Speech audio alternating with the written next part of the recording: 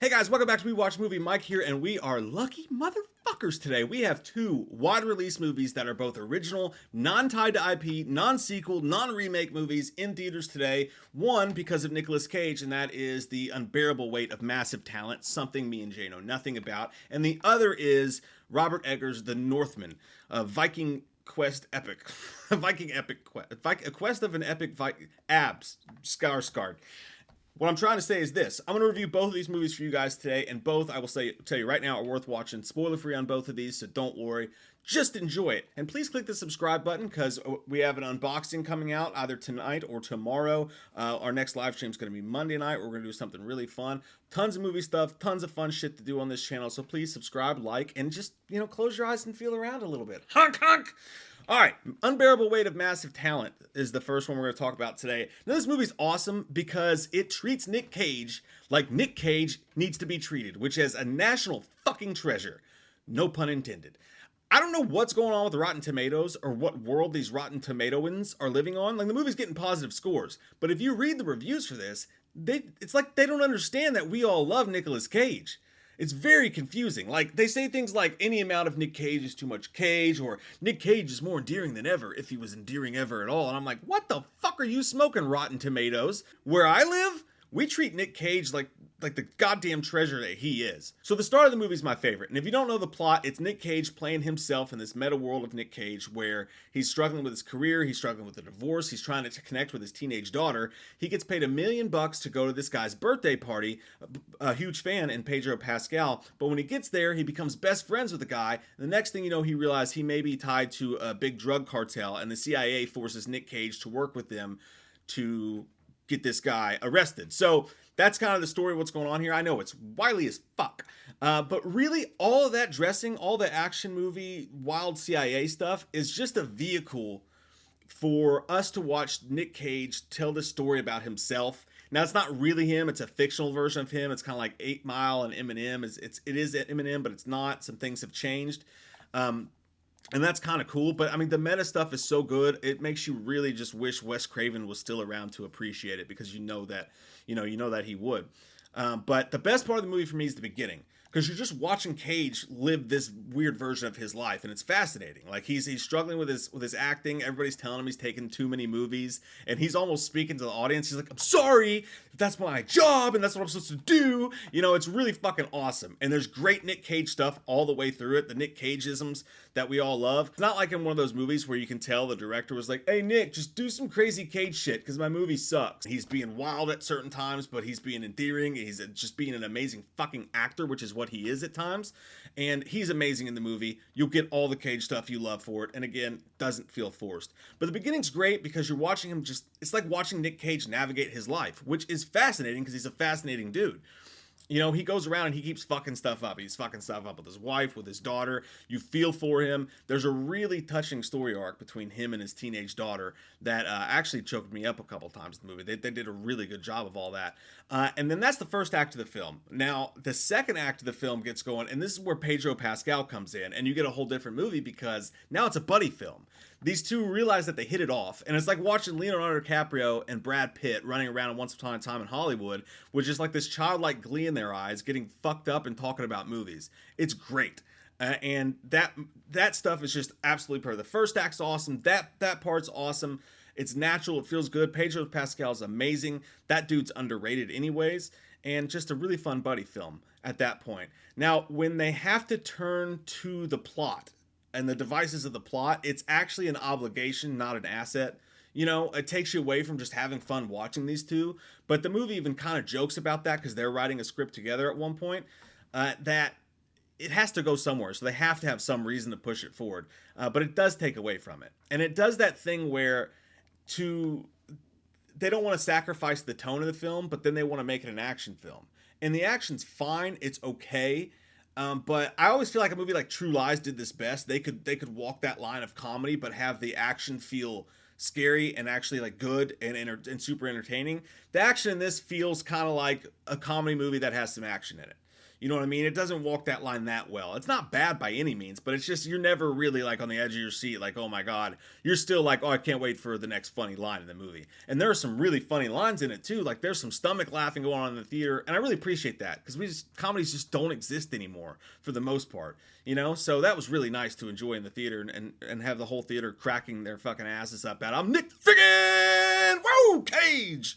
You know, all those lines were awesome. But anyway, this is going to be one of my most favorite films of the year. I'll just tell you that right now. It's one of the most likable films. As a movie, is it perfect? No. It's an 8 out of 10 for me out of total because, like I said, the actual plot and the action stuff like that never really cared about. The movie gets a little bit wrapped up in that stuff at the end of it.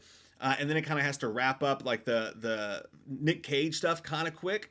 But it's just a likable, fun movie to watch, man. And God damn it, do I love Nick Cage. So it's an 8 out of 10 for me.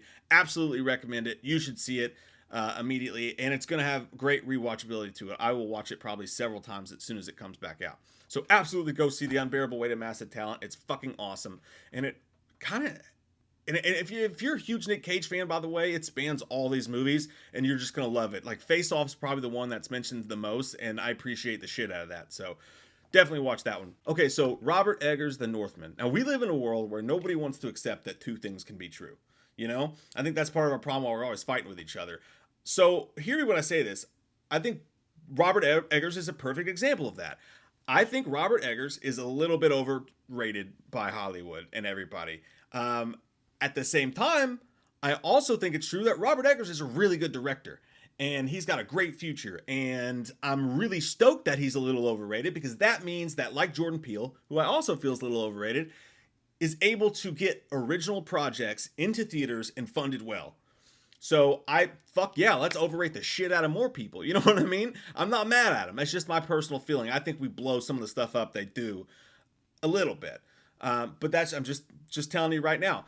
The Northman, however, does happen to be my favorite Robert Eggers film because it's got rewatchability. I understand why The Witch is great, and I understand why The Lighthouse is great.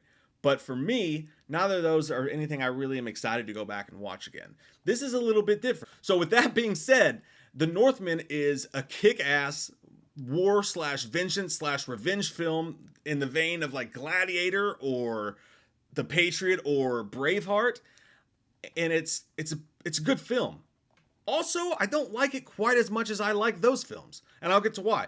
But look, it's like Mel Gibson's The Patriot had sex with Matt Dillon's The House That Jack Built. That's the best way I can explain this movie. It's just, at its core, it's one of those films. You know, it's just a badass, hey, let's fucking fight, and we're gonna get shirtless and hit each other with axes, dude.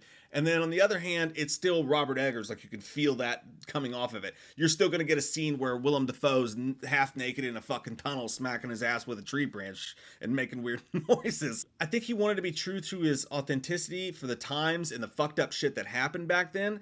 And that's great. And it's a personal choice. And I get that.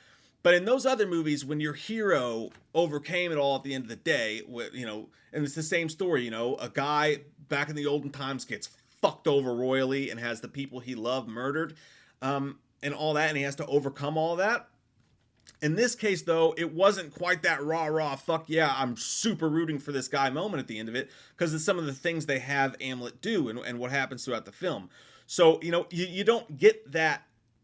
While you're still rooting for him, and you're still watching this unfold, and you're still intrigued by the story, it's not quite on the level of those movies because you don't have that, I am Marcus Aurelius, husband to a murdered wife, father to a murdered son, and I will have my vengeance. Like, when those moments happen in those movies, you're like deeply emotionally invested. In this one, I'm like, yeah, get that fucker. He's a dick too. The scenes are amazing. The gore's awesome. It's blood-soaked in horror, whether it's the witchcraftian type stuff that he does, the pagan rituals and shit that happen, or the gore that happens in the movie. There is such a horror vibe to a lot of this, which I really dig. And he pulls greatness from his actors.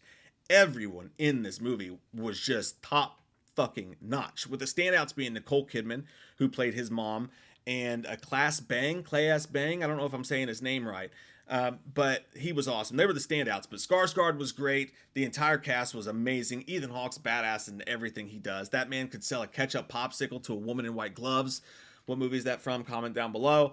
And, you know, just really well-made movie. The landscapes, there's one fight scene that's just in front of fire and shit, and it's just dope as fuck. They tie in this like sports scene, which you'll have to watch it to understand it, but it's just a really cool explanation of how this whole world works back then, and things were fucked up. It really is as sold. It's what if Robert Eggers of The Witch made a sweeping war movie? It's like Blair Witch fucked the last of the Mohicans. If you want me to keep making movies, have sex together to explain myself. It's a really good film. It's going to be an 8 out of 10 for me as well, just like The Unbearable Weight of Massive Talent. Not as enjoyable to watch, but it accomplished what it came here to accomplish. And it's just a really well-made, violent ass action movie. It's just, like I said, Eggers is a little more concerned with showing you how butt crusty and fucked up this world was, and how fucked up everybody in this world was back then, than he is in giving you a hero story that you can really root for. And that's okay. I still thought the movie was great. It's just no Gladiator to me, or Braveheart, like the movies I mentioned 1,000 times, because I just didn't have that deep anchor in the lead like I do for those other films. But like I said, that's fair. That's totally fair. But I love the freaky devil shit twinge on this whole thing, man. I love that part about it. And it's my favorite Robert Eggers film, abso-fucking-lutely. And it's actually one that I cannot wait to rewatch. Unlike the other films he's done, this has a great rewatchability factor for me, and I'm looking forward to seeing it again. Not that I don't appreciate, how hardcore the actors and stuff go into The Lighthouse and The Witch. Like, Robert Pattinson, I appreciate you jerking off in front of everybody, keeping it head to toe legit, not breaking character to the DVD commentary. This is just more my bag, I find this more rewatchable. And fun to dig into. But 2 movies came out this week. Once again, both original, not tied to IPs, not sequels or remakes, and both score the 8 out of 10 for me, which is really good score. I enjoyed the hell out of both of these movies. I recommend you go and watching them. I will say The Northman is just like every other movie these days, probably 25 minutes too goddamn long. All right? Cut it the fuck down. Tighten it up, guys. Tighten it the fuck up. If you guys would share this video, I'd really appreciate it. If you click like and comment down below, what do you guys think about these films? What do you think about Robert Eggers as a whole? And what's your favorite Nick Cage film? I have to think about that before I can answer it. So I'll answer it in the comments down below, but you guys let me know. And if you're new here, please click subscribe so we can talk about movies more together. Love your fucking faces, and I hope you guys have an amazing goddamn weekend. Woo, Nick!